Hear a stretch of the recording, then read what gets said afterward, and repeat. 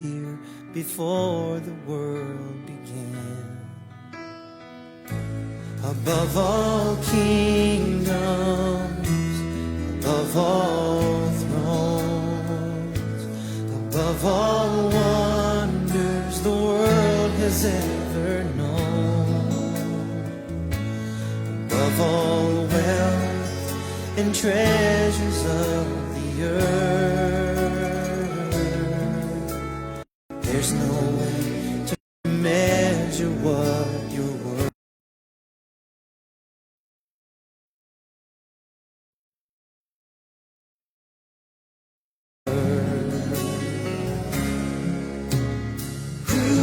Crucified and laid behind a stone, you live to die, rejected and alone, like a rose. Good afternoon, Philippines! Good afternoon, world! Good afternoon, Metro Manila! And good afternoon, Metro Cebu! This is Bishop James Lopez. The President of Jesus is Still Heals! Worldwide Healing Ministries, and the President Dean of the Masters Online Seminary. Welcome to our Good Friday presentation. And we are live now in Facebook, in TikTok, and other social media platforms. Thank God. Praise God. Glory to God. And this blessed Friday afternoon, we will study and listen again to the famous 7 last words of the Lord Jesus Christ, which he spoke when he hung on the cross on that first Good Friday, almost 2,000 years ago. And as usual, I will speak in English. At ako rin po ay magtatagalog for our foreign viewers at para po sa ating mga kababayan na nakakaunawa lamang ng Tagalog. So ngayon po nga po ito ay inaalala natin ang paghihirap at ang pagkamatay ng Panginoong Hesus sa krus, sa Kalbaryo, 2,000 taon na po nakakaraan para sa ating mga kasalanan. At masasabi ko po na tayo pong lahat ay talagang mahal ng Diyos. The Lord Jesus Christ loved us so much that He suffered a lot for us, for our sins. And not only He suffered for us, also died, gave His life for all of us, for the forgiveness and for our salvation, for the salvation of our souls. At ngayon pong hapong ito, past 3 o'clock, 2,000 years ago, at 3 o'clock in the afternoon, first Good Friday, the Lord Jesus Christ died on the cross. He gave His life for our sins. According to our Bible scholars and theologians, ang Panginoon po si Lord ay pinako sa krus 9 o'clock in the morning. Yung unang Good Friday, 2,000 years ago. From 9 o'clock up to 3 o'clock in the afternoon. That was 6 hours. 6 na oras po siyang nakabayubay sa krus. At pagdating ng 3 o'clock, he died, gave his life for our sins. So tama po yung sinasabi nilang 3 o'clock habit. According to the Bible, he died 3 o'clock in the afternoon. First Good Friday 2,000 years ago, after he hung on the cross for about 6 hours, from 9 o'clock in the morning up to 3 o'clock in the afternoon. Tingnan niyo po yung pagmamahal sa atin na ating Panginoong Jesus. 6 na oras siyang nakabayubay, naghihirap sa krus. At pagkatapos ng 6 na oras, binigay niya po ang kanyang buhay para tayo ay tubusin at iligtas.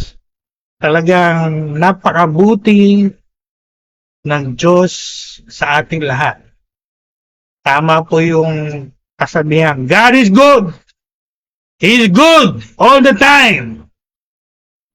At He loves us so much that He suffered a lot and died for our sins. Wala na po tayong masasabi, wala na tayong may excuse, wala na tayong may dadailan pa sa Diyos. Kung tayo ay hindi pa ligtas, hindi pa nakakaranas ng kanyang forgiveness, ng kanyang salvation, ng bagong buhay na inaalok niya sa lahat ng tao, sapagkat ginawa niya na po yung kanyang parting, yung kanyang sacrifice, ultimate sacrifice on the cross 2,000 years ago. So ngayon pong hapon na ito, alalahanin natin, sasaliwain natin, at iti-treasure natin yung tinatawag na 7 palabras or 7 last words of the Lord Jesus Christ when He hung on the cross. And I entitled my message this Good Friday afternoon, the 7 last words of Jesus on the cross in its original Greek language and its meaning for us today.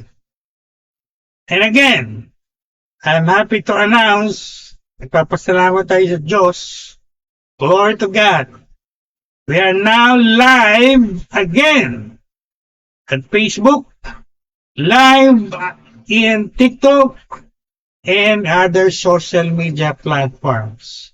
So, this live broadcast is being watched around the Philippines and around the world by our more than 10,000 members in our Facebook group, our 10,000 followers in TikTok, and our thousands and thousands growing numbers of subscribers in our YouTube channel. And FYI, this live video will be uploaded to our YouTube channel later on. So if you are new to our YouTube channel, I want you to click the red subscribe button and click the notification bell as well when you watch this video, this live video in our YouTube channel later on. Alright? So if you are ready, I am ready. So ngayon pong hapong ito ay sasariwain natin, aalalahanin natin yung 7 huling wika ni Lord. At kung meron pa po akong time, I will give the original Greek words in the New Testament na ginamit sa 7 last words. At the most important, what is its meaning for us today? Ano po ang kahulugan? Anong implication ng 7 wika na yan sa ating ngayon? Yun ang napakahalagang maunawaan at matutuhan natin ngayong Biyernes Santo habang inaalala natin kung gaano ka laki, kung gaano kadakila ang pagmamahal ni Lord sa ating lahat. Before I give the 7 last words, from the bottom of my heart as God's servant, I would like to tell everyone watching, the Lord Jesus Christ loves you. Jesus loves you.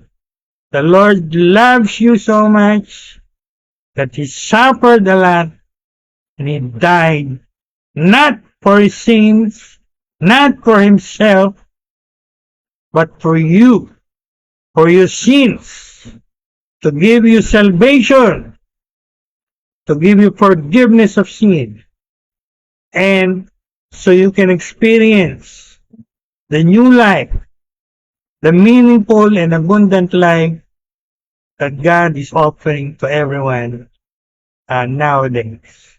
Alright? So if you are ready, we're gonna go now, dive now, and we're gonna go deeper into the 7 last words. Again, I will try to give the original Greek words and then what its meaning for us